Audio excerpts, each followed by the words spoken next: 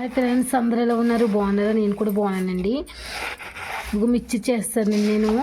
ఎలా కలిపని ఏంటి అన్నీ మీకు వివరంగా చెప్తాను. పూర్తిగా చూడండి, ఎక్కడాను కిప్ చేయకుండాను ఈ వీడియో. శనగపిండి అండి,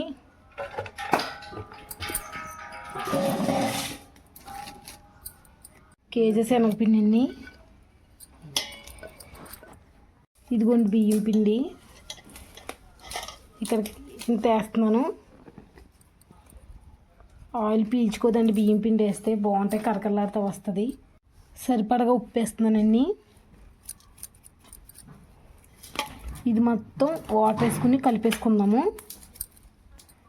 పిండి కలుపుకునండి, ఇలా ఉండాలి. కడాయి పెట్టానండి, వీటెక్కాలి. ఇది బూందీ గరిటె, దీంతో వేసుకుంటే బూందీ చాలా బాగా వస్తాయండి. ఆయిల్ బాగా వీటెక్కాలండి. ఇదిగోండి బుడగల్లా వచ్చింది బూందీ. ఈ కలర్ రావాలండి. ఇవి వచ్చినాయండి. ఇదిగోండి కరివేపాకు, రుచికి సరిపడా సాల్ట్ అండి. ఎంతో కాదు, కొద్దిగా వేస్తున్నాను. లైట్గా కారం వేస్తున్నానండి. మొత్తం కలుపుకోవాలండి. వేడి మీద కలుపుకోవాలి, లేకపోతే ఉప్పు కారం పట్టదండి. ఇందాక కరివేపాకు ఎప్పుడు చూపిద్దును, కాకపోతే చినుకులు వస్తున్నాయని చూపించలేదు. ఇందులో ధనియాల పొడి కూడా వేసుకోవచ్చండి. వేసుకుంటే ఇంకా పల్లీలన్నీ వేసుకోవచ్చు. నేను వేయట్లేదు, ఎందుకంటే మా పిల్లలు పక్కన పెడతారు. సపరేట్గా సగం తీసుకుని అప్పుడు మేము కలుపుకుంటామండి.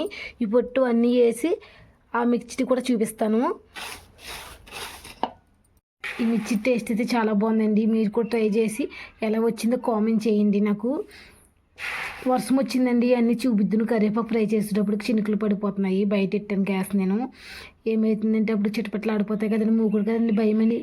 అందుకే ఇంక తీసేసి ఇంకొకటి కరివేపాకు ఇందులో కలిపేసాను. అందులో మా పిల్లలు కూడా అన్ని పల్లీలన్నీ సపరేట్గా తీసి పెట్టేస్తారండి. అందుకే వాళ్ళకి క్యాన్లో సపరేట్గా తీసాను. ఇవి మాకు కలుపుకుంటామండి. అంటే కరెంట్ కూడా పోయింది, ఫ్రై చేసి అప్పుడు కలుపుకుంటాను. సర్లే, సాయంత్రం కలుపుకొచ్చిలేని ఇంక మీకు చూపిద్దామని అందుకే ఇలా చేశాను. దీని టేస్ట్ చాలా బాగుందండి.